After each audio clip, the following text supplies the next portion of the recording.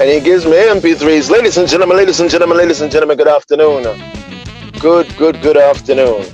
Or should I say good evening? It would be good evening. Let me take this down here for a second. Hold on, ladies and gentlemen. Walk on. Good afternoon, everyone. I am your host in the Car Sessions. My name is Cooley Ranks, and this is an evening episode of Car Sessions. What a day. My car has been acting up, so everything has been on a crazy speed chase right now, trying to get to the location. This is the new location. We're in Midtown Manhattan. We are on 63rd and 3rd Avenue. The battery lifeline is fluctuating from 24 to 33.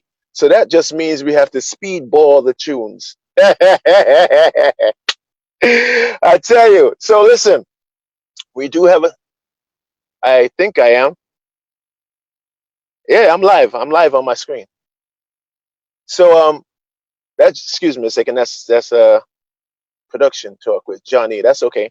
So that just means that we have to excel in what we're doing. That means speed is what we need. So we're gonna move forward. I'm gonna play a couple of tunes, and then we're gonna go from there. Okay. Enjoy this evening, and trust me, this won't be the last evening. I think I'm gonna go live on Fridays as opposed to the afternoons, but some afternoons I will do still. In the meantime, between time, let's play some Mass Appeal by Hub City Stompers, and this one, so this one good for the gal them, see? So the gal them tune. Come in. Yeah, man. I'm the one decided to back inside the free, living in a nation where the sheep all look like junkies. I'm young and bones funky. I want a girl with something in the trunket. But if the mentions ain't flat, then air him some other giant fat. Skip up your body, a deal at the ski industry. Think the visionaries, but I call them all assassins. With their judgments to passing. Tell a girl a thing when she has to fit her acid. Silicone on a stick, ain't nothing extra natural and thick. You take the sperm, I'll take the blood. Outside that torrid dress and rub. That's where you find me chillin'. So take a Mars, cause I want Jay Dillon. The SGF-AT reads PH to me. I said the SGF-AT reads PH to me. Wagwan. Skinny bitty is the vocabulary you're about to wait nothing. I want a girl with some, a couple extra pads of butter on that muffin. Hey, that is better shit's dead. Fucking Midtown. And it's the perfect with your insecurities. You boy, please, my nigga, please, you're all about cooking. Your mama got something cooking. Won't admit it, but you hit it when your boys ain't looking. In the end, it's your loss. Allow it shove a buck into your boss. Your true desires, they shine through. When others' eyes are not on you. So you can fake and you can front. You can tag live time and it's me that I want. The SGF-AT reads PH to me. I said the SGF-AT reads PH to me.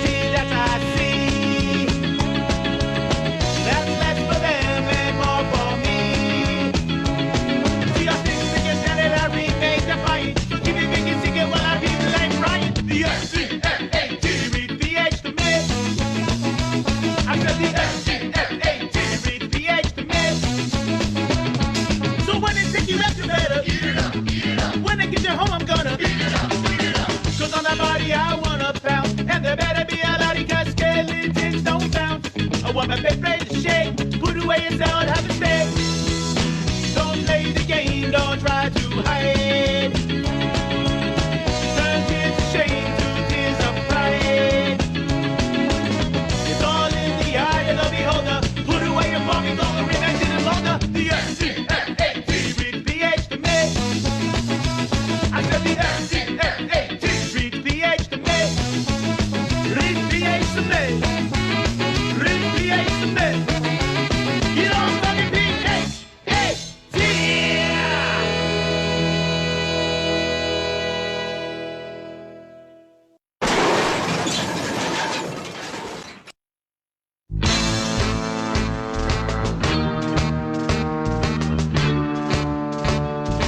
inside the HB.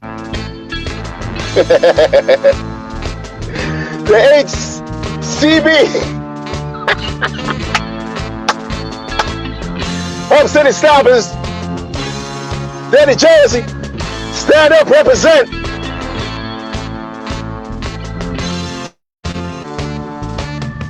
We came here to wreck everything and ruin your lives.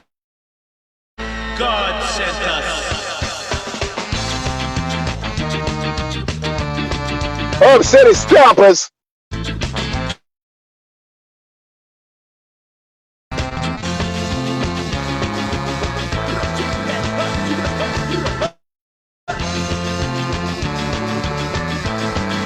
That got to stop, huh?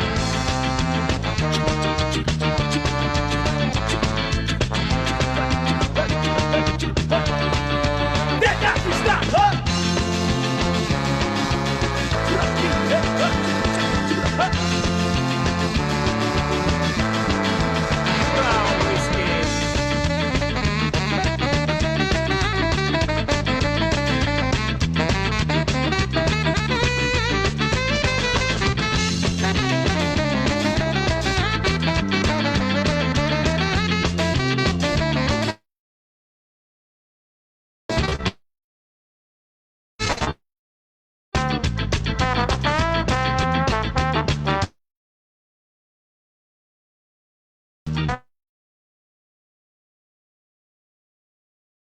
I'm losing the audio too. What the hell's going on?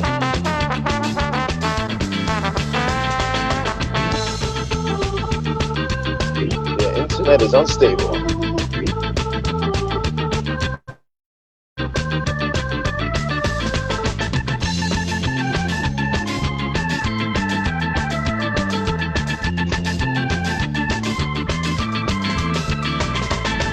Let me get Travis in here.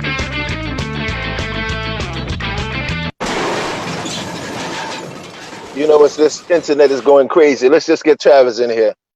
Travis! What's popping? Yo!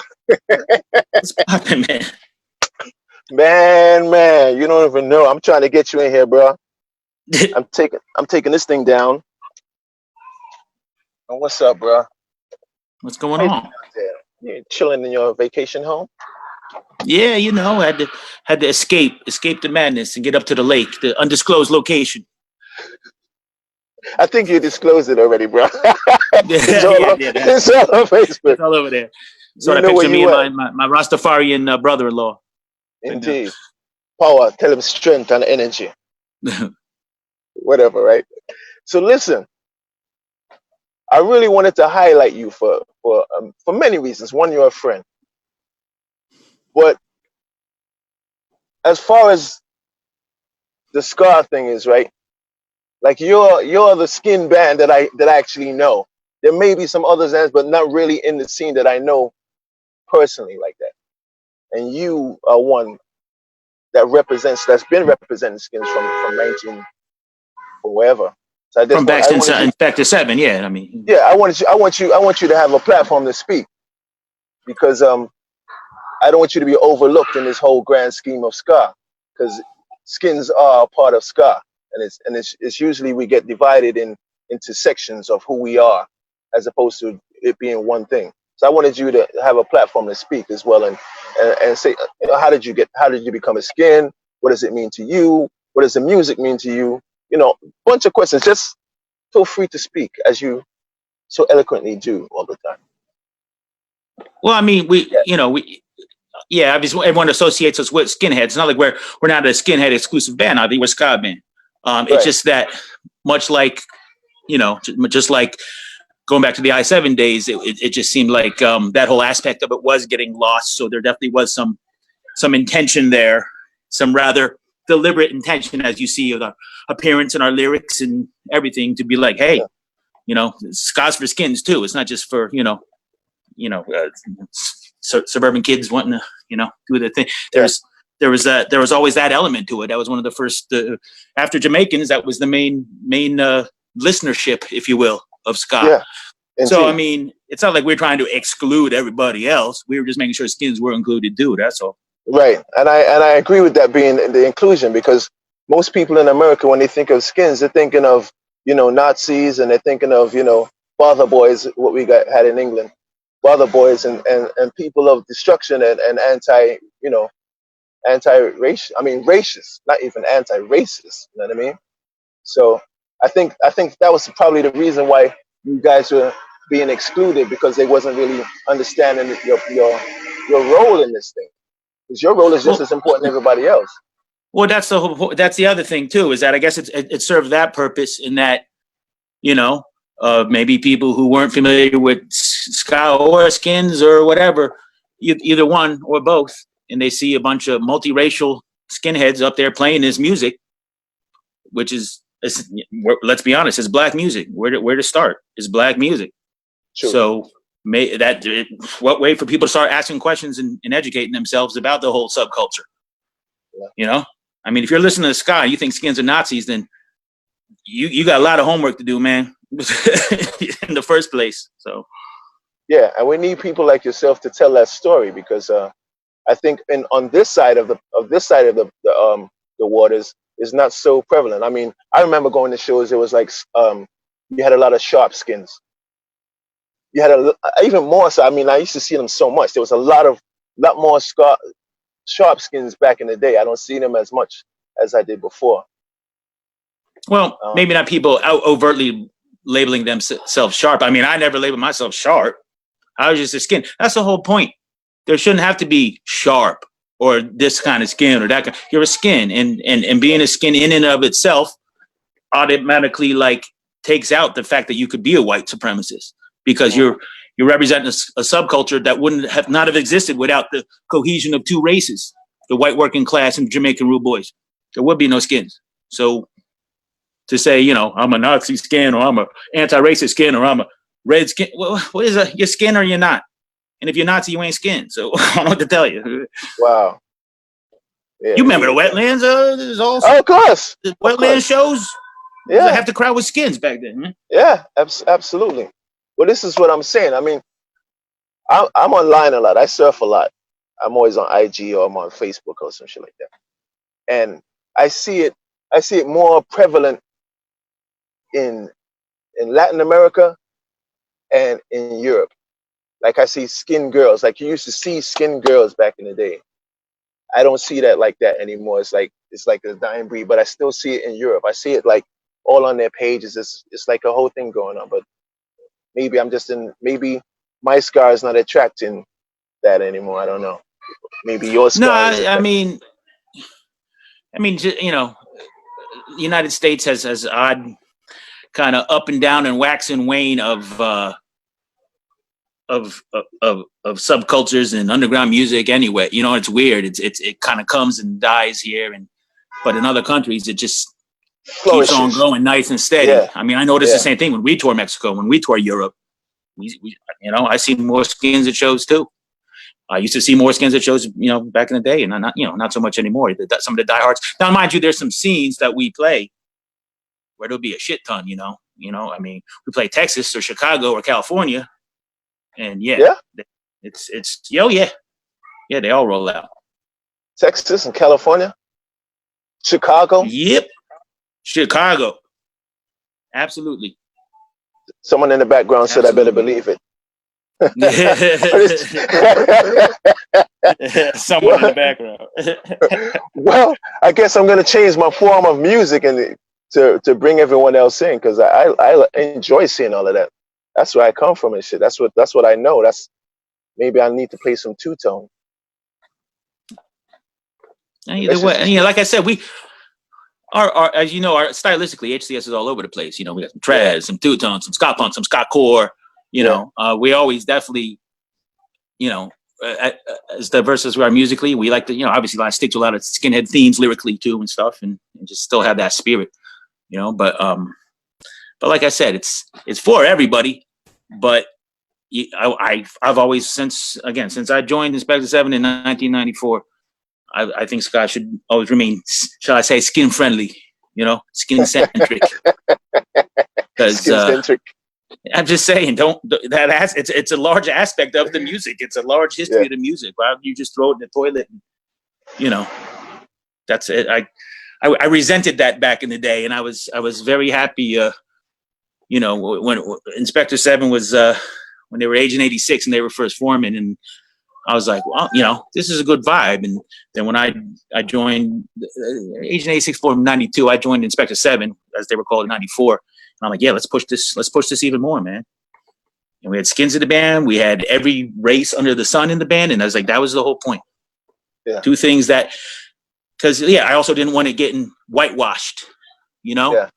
I didn't, you know, nothing again. I'm not saying, you know, this is not anyone sensitive, get whites out of ska or anything like that. No. It's just that most of the ska bands of this were white, and it's originally black music, and then the two-tone was very multicultural, and I didn't want that aspect lost. Now, it might have just been by chance. It's not like we were, you know, trying people out and saying, well, what's your race? It was just kind of by chance, but it worked out splendidly that we had, you know, half the band was black, and we had Asians and whites and everything, you know. So.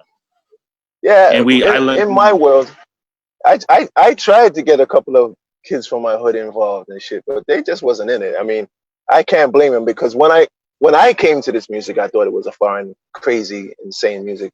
I mean, I'm from dancehall, I'm from hip hop, I'm from the urban side of shit. So when I came into it, it was a whole different world. I was like, well, I had to wrap my brain around this and try to find the reggae. When I found the reggae in the ska, I said, okay, I could do this. But I didn't know I was going to be here so long.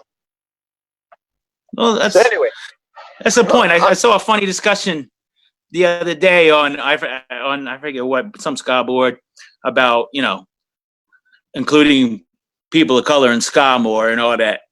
And I was just like, well, yeah, how about ungentrifying it in the first place? Because it's become so gentrified over the years, unfortunately. Yeah, God bless opening it up to, you know, white kids who maybe weren't very familiar with Jamaican culture and stuff. But the whole Jamaican culture aspect of it got, you know, put in the toilet a lot. That's why we wrote Ska Train to Dorksville back then. You know, everyone thought we were just trashing third wave ska and trashing ska core, and, you know, but like, that's what we are. We play third wave. We play ska core. We play ska punk. We're friends with Memphis Sky Fleas. We're friends with Voodoo Glow Skulls. That's who we tour with. So no, we're not trashing that music, but we're saying, like, don't be so narrow-minded as to think this is what ska is. Just this fast waka waka stuff where you sing about skanking with your girlfriend by a bunch of suburban white kids. Like, you know what I'm saying? That's not all it is. There's this whole broad universe to open your mind to. Especially right now. Especially right now, what is needed is a lot more content and understanding of what's going on in our surroundings here. I think right now is a good time for some reflection of some oldies. Yeah, you can dance your ass off and still to music that's being sang about issues and things that matter. Yeah, of course. You know. And yeah, if you're a black urban dude walking down the street and you happen upon a ska show and it's a bunch of skanking with my girlfriend, you ain't gonna be.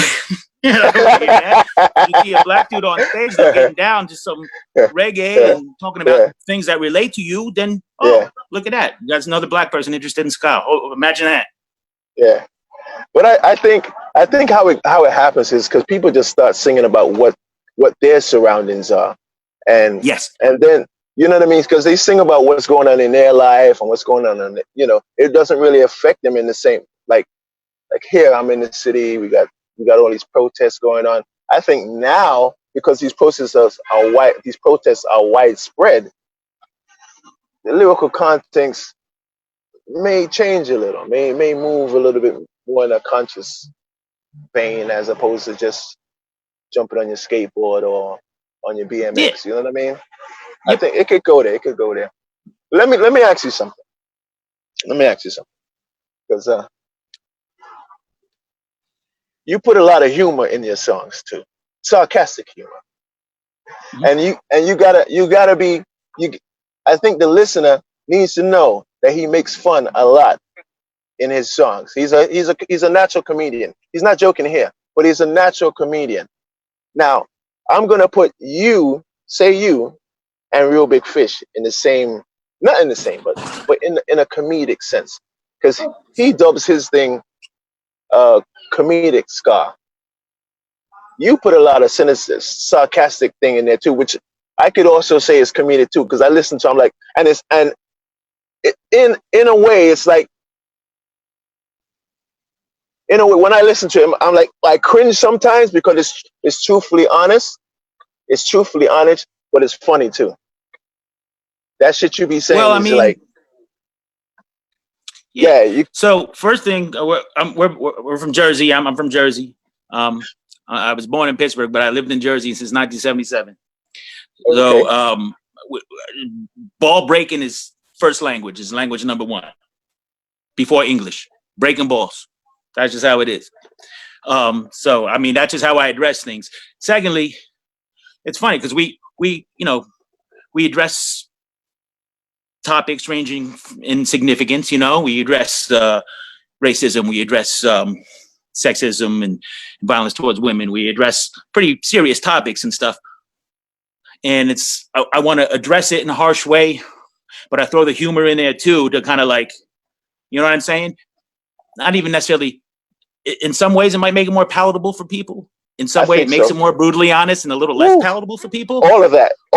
But I mean, it's just like, I don't want to just preach. Like, have fun while you're addressing these issues too. You can have fun while addressing these issues and make people stop and think about them if they actually stop to think.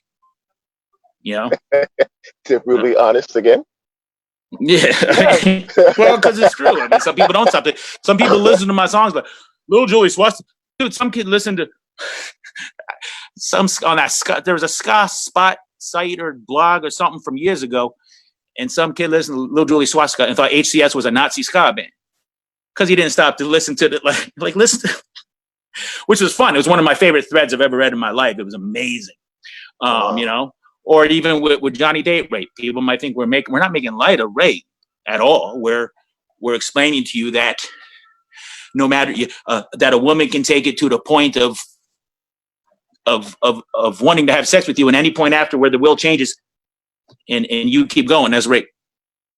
You know what I'm saying? So like Jenny's singing those vulgar lyrics for a reason, because everyone said, she was a slut. No, there's no excuse.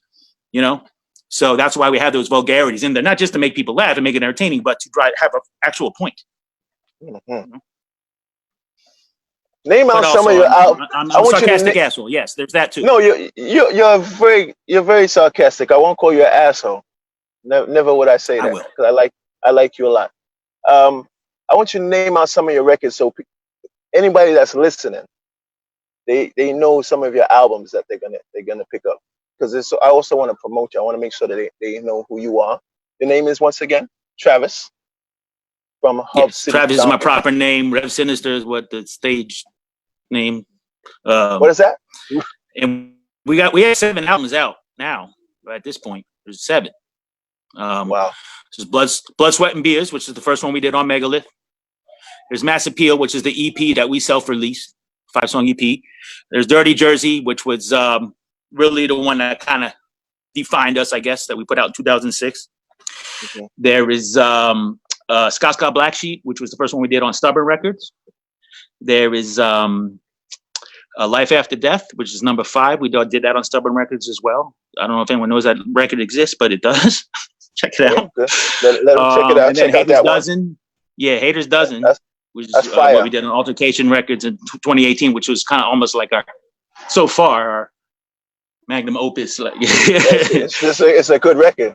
We're very happy with that. Very, very happy with that. And then just last year we released Blood, Sweat, and Years,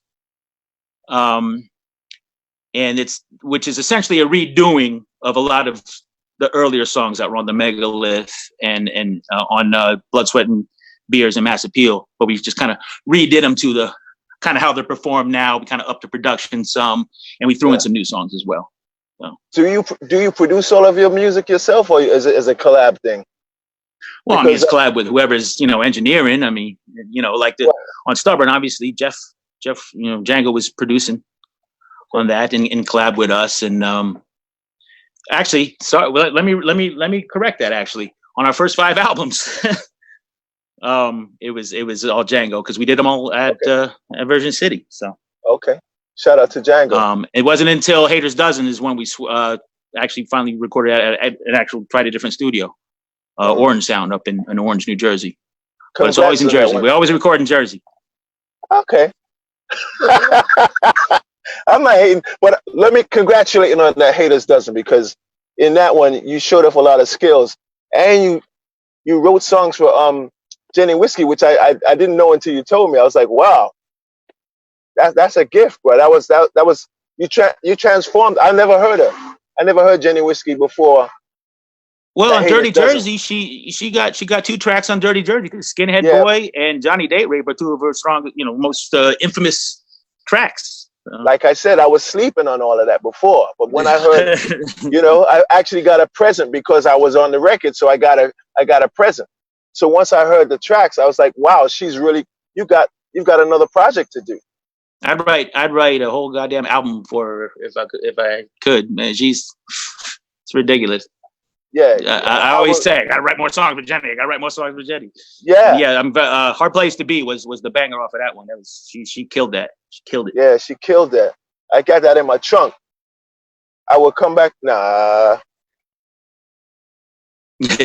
Nah. I'm thinking of running outside the car and go get the record. But, it's not on the. Oh, okay, yeah. I don't know if this stuff. My laptop is acting up, and I have no Wi-Fi. Okay. My wife. That's why it's acting like this. I'm in some dead zone right here. I'm gonna hit you. All the Haters Dozen, just so you know. I know, man. Trust me, I'm gonna get in this car and try to make it home, and I'm gonna play you throughout the night. Trust me.